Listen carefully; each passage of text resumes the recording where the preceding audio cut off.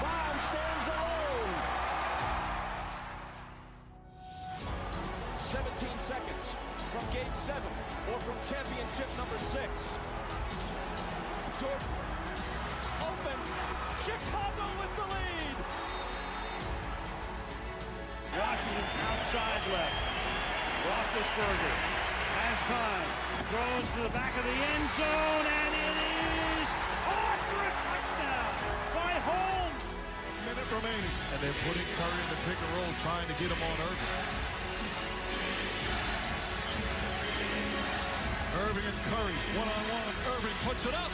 It's good. Kyrie Irving from downtown. We're sending it in, Jerome. That's for damn sure. Yes. What is up? Welcome to Taproom Sports Podcast. I'm your host, Jordan. Stacks on stacks on stacks. Let's join with my man, Swerving, Ervin, Washington. How you doing tonight? I'm doing good. Nice. Getting over that cold? Yeah, hopefully my Dodgers can pull this one out. Oh my god, dude. What's their record when they wear these ugly ass fucking blueberry uniforms? I think at best it's 500 because either with these uniforms we either do it all bad or all good. I was gonna say, I feel like every time they wear these joints, they fucking lose. I mean, these are some of the ugliest uniforms in fucking baseball, dude. Like, they like it. It's just all Dodger blue. Dude, they look like the fucking homegirl from Willy Wonka and the Chocolate Factory when she blows up like a blueberry and she's all blue. Man, get off my Dodgers. And then she turned purple. She didn't turn blue. Dude, these are ugly joints, dog. Nah. Most of the City Connect uniforms I don't find like aesthetically pleasing. I like the Padres ones. Dude, they look like fucking flamingos at a fair. Or what's that, rainbow ice cream? But I like rainbow sherbet. Dude, that is what they look like. Pretty good. That's some pretty good ice cream. Bro, those joints are ugly. I think the only good ones are the White Sox with the black pinstripes. I think those are clean. And then Kansas City Royals. Oh, and the Astros. The Astros got those dope ones too. Oh yeah, those are, but they fuck the Astros. They cheaters. I'm interested to see because they're gonna do the rest of the league next year. So I'm interested to see the entire league. Yeah, because they're doing like a handful of teams a year. Oh, okay. So next year's gonna be all 29 teams. Yeah, because I think they're like halfway through the year, and then next year they're doing a grip of teams. I'm interested to see what the A's ones are gonna be like because the city of Oakland and the East Bay, a lot of culture there. So they gotta have some sick uniforms. Seattle's might be nice. The Braves. The Braves will be cool. I would like to see theirs do like a tribute to civil rights, something like that. That'll be nice. They'll probably do like peach, dude. Yeah. Who else? What do the Yankees got some? Not yet. They're gonna get them. Same with the Mets. It's gonna probably be the Empire State Building on they shit. Something. Let's see, Seattle. The Cardinals ones, did they do one yet? Nope. Theirs might be interesting. They could put the arch on the uniforms. That'll be sweet. Incorporate that somehow. That's like the only thing that St. Louis is known for. Yeah, or Budweiser. Nah, well, Budweiser might have to pay us some major coin to be on that uniform. Yeah, but I mean, like that's what St. Louis is known for: barbecue, Budweiser, and the fucking arch. Pittsburgh. Yeah, you got some interesting ones. The Nationals. The Nationals already got theirs. They have the cherry blossom one. Oh, I ain't paid attention to it. Yeah, I didn't even know the Diamondbacks had one until the other day, and they were wearing these uniforms, and I was like, "What the fuck are these?" What's on it? Rattlesnakes? Yeah, it's like the jersey and the pants are like cream colored. Hella weird. Because of the desert? I don't know. Well, anyway. Yeah, no, it don't make no sense to me. But the City Connect jerseys, they're interesting. They're fun, but a lot of them are fucking ugly as shit. Well, hopefully Cody Bellinger is suiting up for his hometown team next year. Who's his hometown team? He's from Arizona. Oh, he is? Mm-hmm. He's going to be a Dodger, dude. Lifer. Nah, hell no. He's not going to, unless he take like a 5-year, $30 million deal. Nah, pay that man, dude. Pay that man as much as he wants. He's actually been balling lately, dude, to be honest. He's been one of their better players. I don't think he's ever going to be like the MVP again, so he's not getting paid like Aaron Judge and all them about to get paid. The problem is that he hasn't fixed his swing. Yeah. Like, he had that good half of the year, which he basically won MVP on a half a season, and then he, like, fell off the second half of the season. He's never really recovered because he has that, like, super uppercut swing, and, like, pitchers found a hole in it, and he's never adjusted, really. But when he tries goes for contact, he's a totally different hitter, but all he knows is hit it out the damn ballpark with every swing. I was just about to say, when he tries to hit for contact, he's a good hitter, you know, but he's just got to do it more often. He's been doing it lately, so let's see if it continues. We got a big show on deck, though.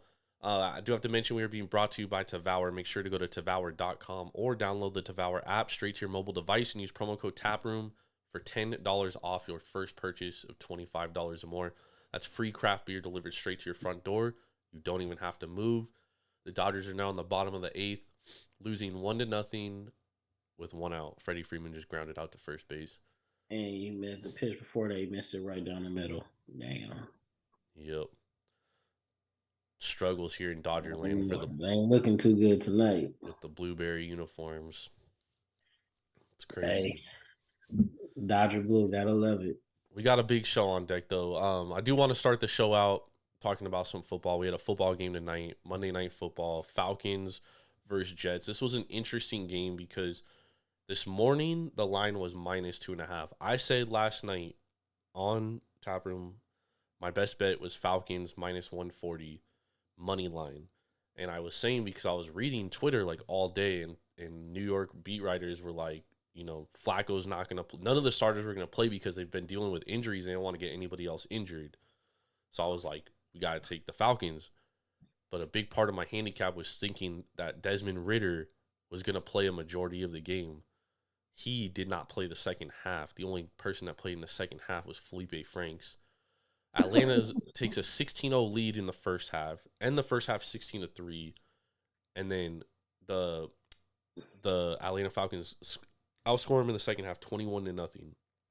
Felipe Franks could not move the ball, Ervin. Like, this guy, I don't even understand how he's an NFL quarterback. I think it was talk during the broadcast of they should try him out at tight end because, he's not making it as a quarterback. He can't throw. Yeah, he's had the same problem since college, and no coach has been able to fix it. He's just not accurate. He's not an accurate passer, and he cannot constantly beat a team from the pocket. You can't do that, you're not going to be a quarterback in the NFL. Yep. Bro, they have first and goal at the 4-yard line. First play, he has a dude wide open in the flat, overthrows him by like 10 yards. I'm like, okay, it's raining. You know, I'll give him a break. Next play, fucking overthrows the dude by like, doesn't even throw it anywhere close to him. Doesn't even give him a chance to catch it. Like, dude, 4 downs in the red zone. He didn't even come near his receiver's hands on any of the plays. Yeah, that's not going to put it. He's not good, dude. So, yeah. You know, I'm looking at this game and I'm like, obviously Felipe Franks, if he ever has to play a meaningful down for the Falcons, they are absolutely fucked. You know what I mean? Like, they probably would never win a game. But aside from that, you know, I've been talking all preseason about depth for these teams, and a lot of these teams do not have depth. Well, most NFL teams, unless you just have a year where it's just major injuries like the Ravens had last year to a certain position group, cornerback, you really only play your first and second string in case somebody needs a breather or somebody gets hurt. Starters rarely leave the field during a regular season unless they're hurt. Now, not saying you don't need quality depth, but as long as your second and third stringers are okay, can, you know, be masked or covered up by the rest of the starters that you have on the field, you'll be all right. But if you gotta depend on second and third stringers to carry you while your starters get healthy, or you got a bunch of people out for the season, then you can pack it up. Yep. I thought another big thing too was Atlanta had a lot of dumb penalties that really cost them. When they were up 16 to 10, they had that big PI call, which basically put the Jets like right at the goal line. Sorry. Somehow you got me sick last week over the show, dude. I'm in LA, you in Vegas. Because I started feeling sick the next day, you know what I mean? You gotta blame that weather, bro. Nah, I don't know what it is. It's probably your fault though somehow. Nah, you under that AC all day at work, at home. True. But the big thing, there's a lot of dumb penalties, and that's the other thing I like to look for in preseason is like, A, is a team fighting, and B, are they playing smart football? The Falcons did not. Now, I already had a, opinion on Arthur Smith. Like, I don't think he's a head coach in the NFL, dude. Yeah, he's not. And you wanted to give him a shot during the offseason, but I was like, all right, I'll back off my strong take of him not being a good head coach. I'll give him another year. But it was not the regular season, so I'll hold off on that. But I think they'll be breaking in a new coach and a new quarterback in Atlanta next year. I don't know. They might give Desmond Ridder a shot, but I don't think he's going to be. He's looked good, though, in the preseason. Yeah, he looked good, but that's against backups. Is he your – Well, I mean, Felipe Franks didn't look good against backups. Well, we all knew what Felipe Franks was when he was at Florida. Kellen Mond hasn't looked good against backups. I mean, there's quarterbacks out there that don't look good. Yeah. So let's hold off on the Desmond Ridder judgment. But I don't know. Next year's draft might be too good to pass up on the QB, especially if Atlanta goes 3-14 or 2-15 or something like that. But we'll see. Yeah, no, I think I always thought their game plan, they get Desmond Ridder in the third round, and then, the game plan is, Mariota's going to get hurt at some point. He's never made it through a full season healthy, right? So it's like, okay, then Desmond Ridder's going to get a chance. If he balls out, you have a quarterback. If he doesn't, boom, you have a good draft of quarterbacks next year. So I think it's a good situation for them. But, I mean, they already lack depth on defense. They can't rush the passer. They can't stop the run. They do have what's the cornerback's name that I'm thinking of? Terrell, he good. Yeah, AJ Terrell. He's a great piece on the defense. He's one of the best cornerbacks in the league. But aside from that, like they lack a lot of depth there. Like not even depth in like second, third units. I'm talking just depth. Yeah, they need players badly. Double play and this game might be cooked. Ninth inning, bro. Devin Williams time. We'll see. Maybe Bellinger's gonna get up and hit a home run and tie it, dude. Yeah, hopefully. A lot of unders today. If you bet unders today, you're a rich man. 8-1, unless something crazy happens in this game and it goes over 8. But yeah, 8-1 on the unders today. Only game that goes over is the very first game, White Sox versus Royals, during the day. Now, speaking of the White Sox, what is going on with that team? Bro, they're just not a good team. They can't hit. They can't hit consistently. I don't know. I don't have the numbers off the top of my head, but dude, they left like 17 runners stranded today. They were not. Yeah, they had bases. I know in one inning they had the bases loaded with one out and struck out back to back. Yep. And then they had bases loaded another time, and but it was 2 outs. Elvis Andrews fucking popped up. Yohan Makata, he's having a terrible year, hitting under 200. He's like 199 this year. Just not good. The team's just a mess, dude. They're just not a good team. They don't hit with runners in position, and they're not hitting for power like normal. They're like they're like middle of the pack in home runs this year. Why did they ever hire Tony La Russa, man? They gotta fire that dude. Yep, he's not good at all. Like he's falling asleep in the middle of games, dude. Yeah, like it's comical at this point. That team should be running away. I wouldn't say running away with the AL Central. The only thing that should be giving them a fight is the Guardians, my bad. But yeah, it's not looking good right now for the White Sox. Yeah, and the Twins are out here. They're absolutely struggling. I mean, this is a team that was in first place in the Central most of the season. Now they're 3 games back of the wild card.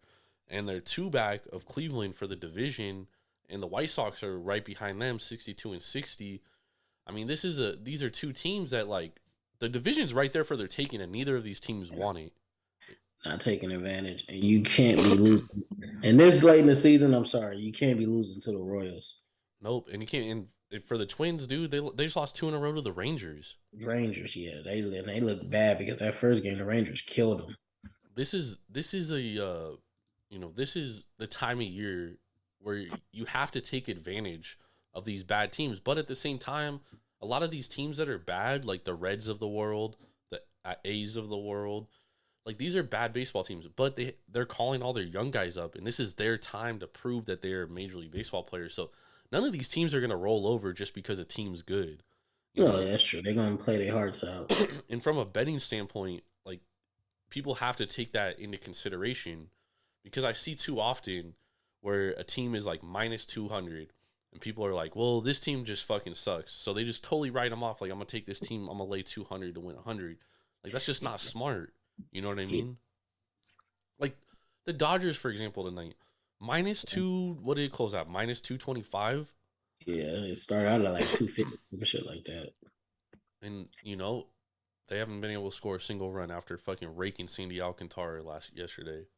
Phil Bickford is ass. Why is he even in the game? He just gave up a double. Yeah, I don't know why they put Bickford in. They're just, like, asking to lose at that point. Yeah. We got a lot of wild card, like the AL wild card is, like, really shaking out to be crazy. It's coming down. The AL wild card is going to come down to the last day of the season. Oh, for sure. I mean, you got 6 teams basically. Well, yeah, 6 teams within 4 games of each other right now. Tampa leads by a half a game. They're hot right now, 9-1 in their last 10. They win, or 8-2 in their last 10. They win again tonight, 3 in a row. Toronto 65 and 55 on the year. They took 2 or 3 from the Yankees last weekend. Seattle right there, 66 and 56. They just lost 2 of 3 from the Oakland. So, we're talking about teams in playoff races playing series like that need to take advantage of those. That's a good example. Mariners couldn't take advantage of that. And the 2 games they lost, Ervin, they had Logan Gilbert and Luis Castillo on the mound. All bad. Like, losing those games when you have your 2 best pitchers on the mound, I mean, that just can't happen. It cannot happen.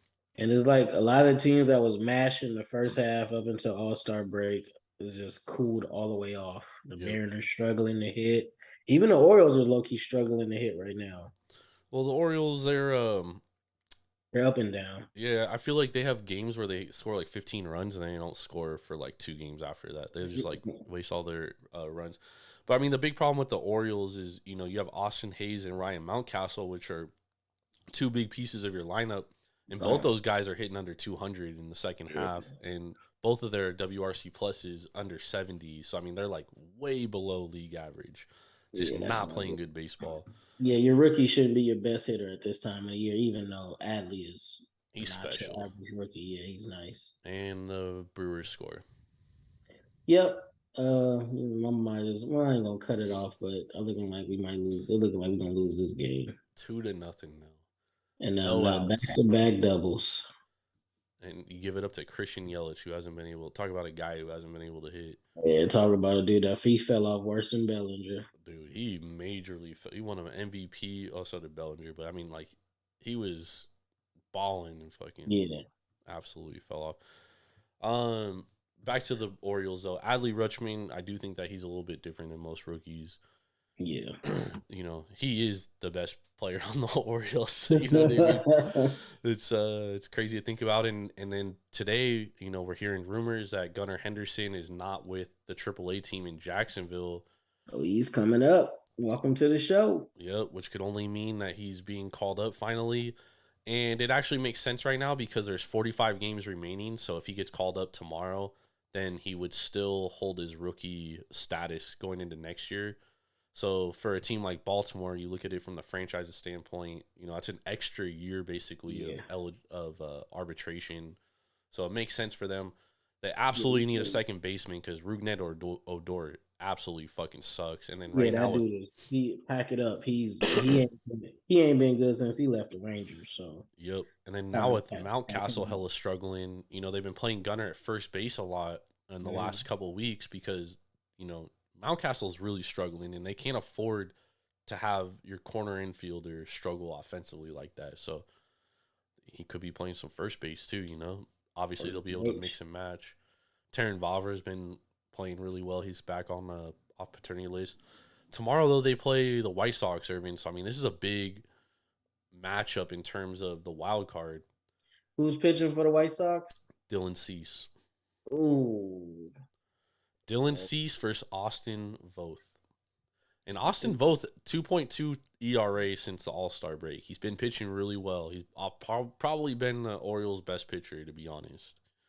Dylan Cease, obviously, he went 14 starts without allowing more than one earned run. He's a AL Cy Young candidate. He's one of the best pitchers this season. 2.09 ERA. He has like a 3.2 xFIP. But even if they shut down, even if Cease shut down Baltimore, is the White Sox gonna score enough runs? that's the thing, and that's why just because Cease is on the mound, I wouldn't just throw away the idea of taking the Orioles. Right now, the Orioles too, you can get them at most places. They're anywhere from plus 125 to plus 130, depending on the book. So I mean, you can get some really great value there. And Dylan Cease in his last one, he hasn't won in his last 2 starts, but he did win the 5 before that. And he gave up some runs against the White Sox. I mean, not the Astros. Yeah, he only went 5 innings, 3 earned, and he doesn't go deep into games either. And the White Sox bullpen, dude, they used every single reliever except for Liam Hendricks today. And it was not pretty. Nope. And Velasquez, he's pitched, 3 of the last 4 days, so he's not going to be able to pitch, and he sucks. But he's like their long reliever in case. Yeah, he pitched pretty much 3 shutout innings today. Yeah, first time I've ever seen him do that all season. But I mean, like their bullpen, they got used today, and then they got to travel to Baltimore to play this game, and Baltimore's coming off a rest day, and if Gunner gets called up too, the excitement's going to be there. Seems like we leaning towards Baltimore. Yeah, I mean, I would lean towards Baltimore at plus 130. If Dylan Cease was like minus 125, minus 130, I'd probably take the White Sox for value because Dylan Cease is that good. But we can't write off what Austin Voth has done in the second half of the season. He's been really good. You can't write off how bad the White Sox been swinging the bats either. Yeah, dude. Absolutely atrocious. Since the All-Star break, 76 WRC plus, which is like 100 is like average. Like 100 is good. 76, that's atrocious, dude. That is like not a team you want to back. They don't hit. That's like Marlins bad, pretty much. That is like Marlins. Marlins are actually better than them. WRC plus. They got 79. I can't believe it. Oh shit. That is comedy. That is comedy. We got some other important games too. We got obviously another Yankees Mets game. God damn, the Brewers just scored again. Yeah, it might be time to cut this game off, but I'll ride it out. Curtains. What game? Oh, we got another Yankees Mets game. DeGrom was supposed to pitch. The Mets are actually pushing him back a day. Uh-huh. And then Taiwan Walker, or is it Taiwan Walker, or is it they got Taiwan Walker. He's gonna be pitching. He's been struggling lately though. I know. What's the over on that game? The over under right now. I'm trying to pull it up. If it's 8, take the over. Let's see here.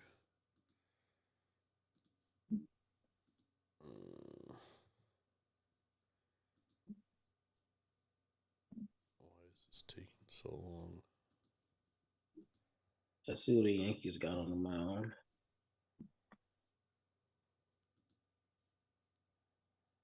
The Yankees are throwing Montas. Frankie. Yep. Over under is 8.5. That's a tough one, dude, because the Yankees haven't really been hitting very well. And, like, Montas, if he's dialed in, he's not going to give up a ton of hits. And he's not going to, he's not going to be this bad forever, dude. Well, let's take the under. I would lean the under. Toronto is at Fenway. Another big game, I think, in my opinion, is going to be the Padres versus the Guardians. Oh, yeah, that's a good one. Let's look at that game. Padres versus the Guardians. Right now, Cleveland, anywhere from plus 124 to plus 130, depending on the book. You can get San Diego minus 135 to minus 154, depending on the book. Minus 155 at Caesars. Plus one in, what's up? Savali's on the mound for the Guardians. He was good in his last start, though. I think he was. I think he might carry that over because the Padres have been struggling. Dude, they lost. Oh my god, dude! Just gave up a home run now, 4-0. This motherfucker, Bigford. Yeah, dude. Bigford send his ass to the goulash. Man, dude been terrible the second half. Yeah, he's been awful. So Aaron Savali, in July he goes on the injured list. Since he's come back, he pitched 4 innings of 2 earned against Detroit at Detroit, but then he got Detroit back at home, 6 innings, 1 earned, 10 strikeouts. Detroit not a very good team though. Yeah, they're not. But you look at his splits on the road, 7.26 ERA, 4.09 at home. And they're on the road, right? They are on the road. And Petco, remember, plays 2 pitchers. Yeah, but Petco is a pitcher's park, though. So I think I would lean. And he has a 5.63 ERA, but he has a 3.7 xFIP. Yeah, I would lean Guardians because the Padres are struggling, man. Yeah, they are. But it's like, dude, the one thing about the Padres is like, one day they're just going to wake up and they're just going to fucking rake, dude. That's true because that lineup is nice. Yeah. So it's like, it's not going to be like that forever. Clevenger, though, not a big fan of his. 3.63 ERA, 4.46 xFIP. His last start gave up 3 earned to the Miami Marlins. Yeah. That's when they got shut down by Sandy, right? I think so. At home, 2.96 ERA though. 4.02 on the road. So he's much better at home. So should probably take the under. I think the under. What's the over under? 8? Let me see. I think it's 8 or 8.5. Actually, it's 8. So it's probably gonna move to 7.5 in the morning. Yeah, I would take the under, and then because it's definitely gonna move to 7.5. Mm-hmm.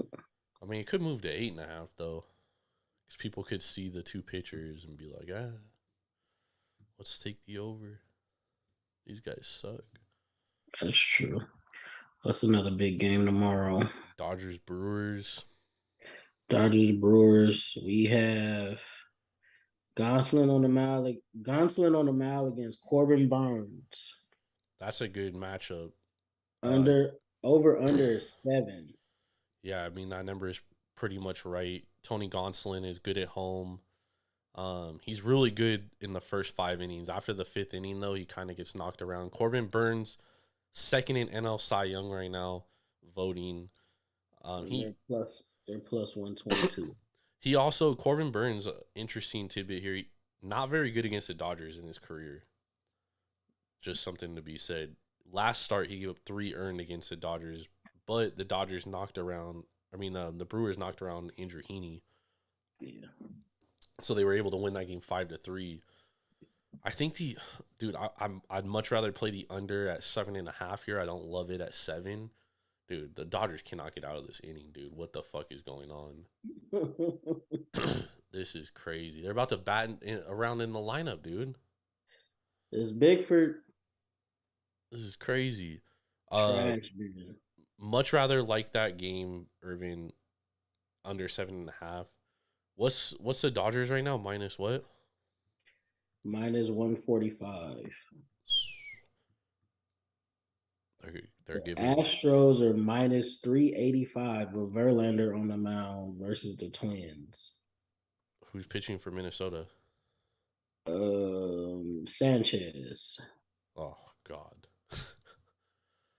Aaron Sanchez is trash. But they're plus 300. I mean, I might play that just to fucking play it because I mean, okay? You throw a couple bucks on there and then you lose. Okay, whatever. If you win, fucking triple your money. And the over under is 8. I mean, the over might be the play there, Yeah. but the Twins haven't been able to hit lately, dude. They're really slumping, bro. It's that Minute Maid though. You know that's the hitter's part. But it's been playing more unders lately. Let's see. Atlanta should win tomorrow. You got Freed on the mound versus Brubaker, Pittsburgh. But again, you're laying a big price there on Max Fried. What is he? -2 something, minus what? Minus 250 278. on the road? Yep. That's, I mean, I know it's the Pittsburgh Pirates, dude, but that is a big price. I mean, it's a worthy price, but it's a very risky play there, minus 278. The Rays are minus 178 at home against the Angels. They got Kluber going tomorrow. It's, man, I just don't trust Kluber, dude. I wouldn't either. He's he did start out the year pretty nice, but I mean he's really taking a turn here. Seattle is at home versus Washington. Minus 270. No, 267 with Robbie Ray on the mound. Robbie Ray on the mound against at home. Yeah, and you got the over under at 7.5. It's a lot of juice to the home teams tomorrow. Yeah, I mean I like Robbie Ray at home. As long as he's not on the road, he's a totally different pitcher at home. I would play Robbie Ray there for sure at home. Who are they playing? The Washington Nationals. Oh, so they're laying a big price. What's the line? For the Mariners and the Nationals? Yeah. The over under or the line for the Washington? Line for both teams. Negative 267 for Seattle, plus 215 for Washington.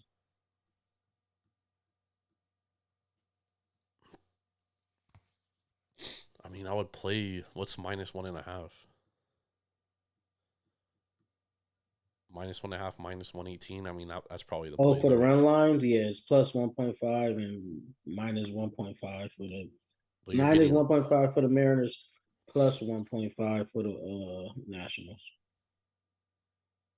Yeah, no, Fetty's not terrible, but I mean, he really does struggle throwing strikes. He walks a lot of batters, and the Mariners are one of the more patient teams. They walk a lot. They have like one of the highest walk rates. I just and Robbie Ray at home, dude, he's been really good at home. I think he has a 2.81 ERA at home, 5.25 on the road. Only giving up 25 earned in 80 innings at home. Only giving up 9 home runs. Hitters are only hitting 197 against him at home. I think the only play there is minus 1.5 for the Mariners. Yeah. I like it. What about some to make the playoff odds here? Irv, check these out. So right now the Orioles to make the playoffs plus 550, yes. No, minus 750. Yesterday they were plus 700. We got the White Sox minus 115, yes. Dude, the market is like obsessed with the White Sox, dude. I don't get it. Like these motherfuckers haven't even been in a playoff position all year, yet they're minus 115 to make the playoffs. That lineup, bro. At some point, though, we got to realize they are who they are. Yeah, I'm starting to think they don't even make the playoffs. Yeah, no, I agree. The Minnesota Twins keep falling. Now they're yes plus 150. a month ago they were plus 150 to win the division. Yeah, they're. I think the last spot is going to come down to Baltimore and In the AL. yeah. Well, nah, because you got Tampa Bay, then you got Tampa, Toronto, and Baltimore all play each other. Okay.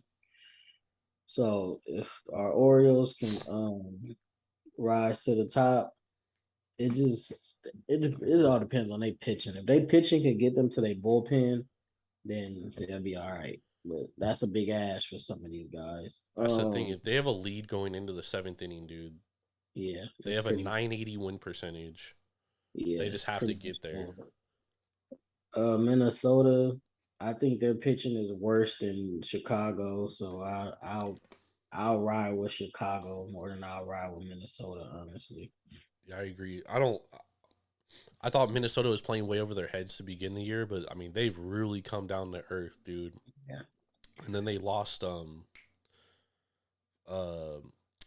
fucking the lefty hitter, not Luis Ariz, their other power hitter, not Kepler.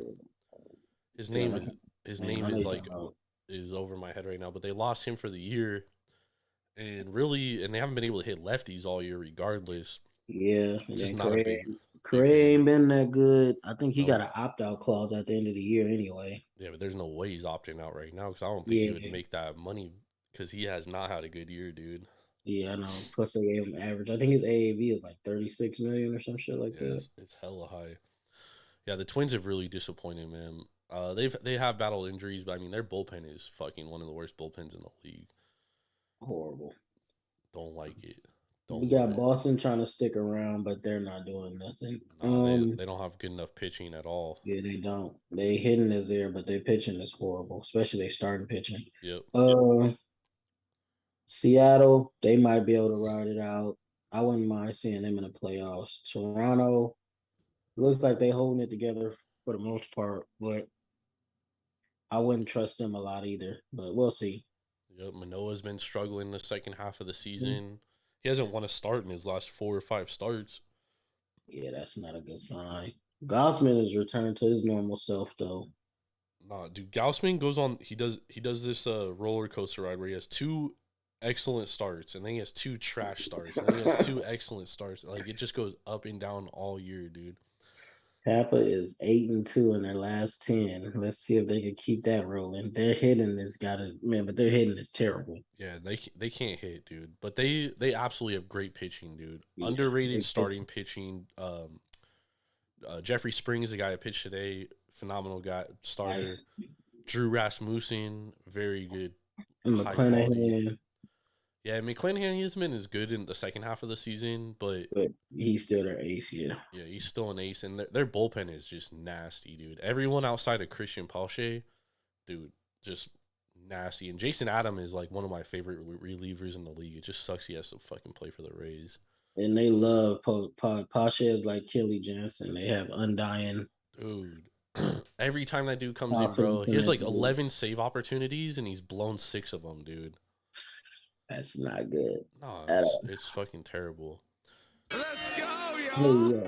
All right, let's get a couple of best bets for tomorrow, Irv.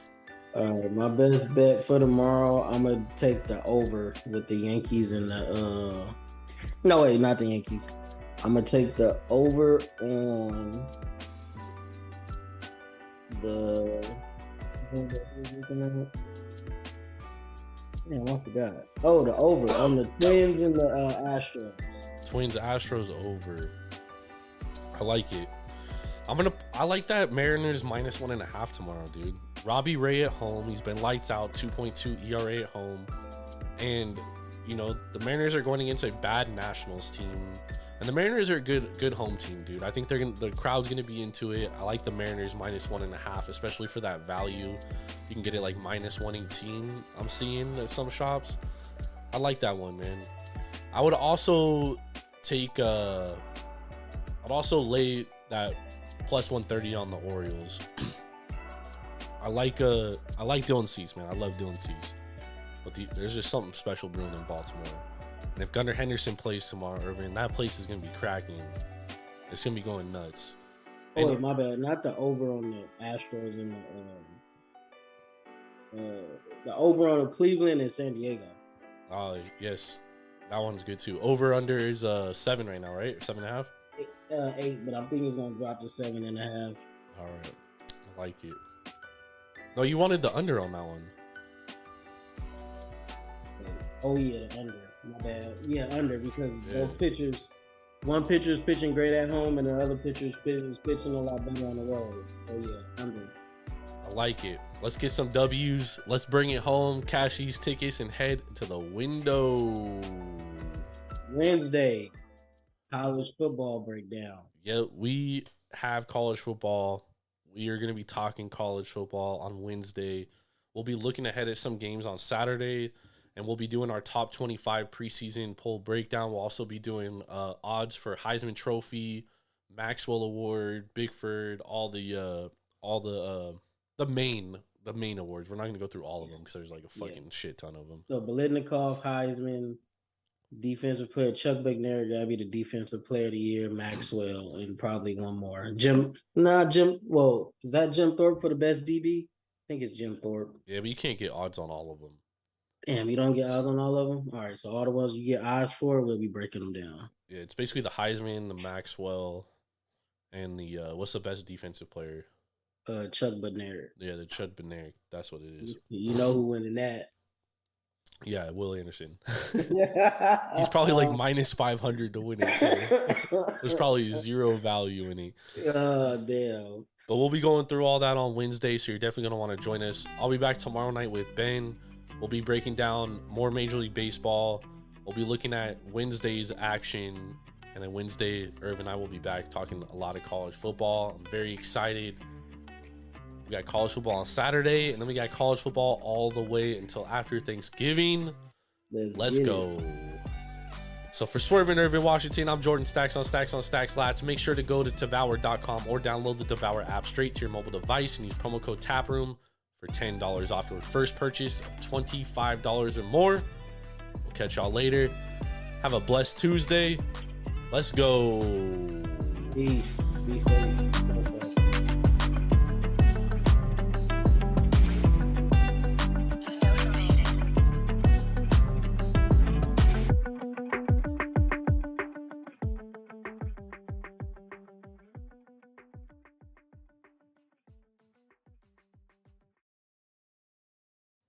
Yeah, they lost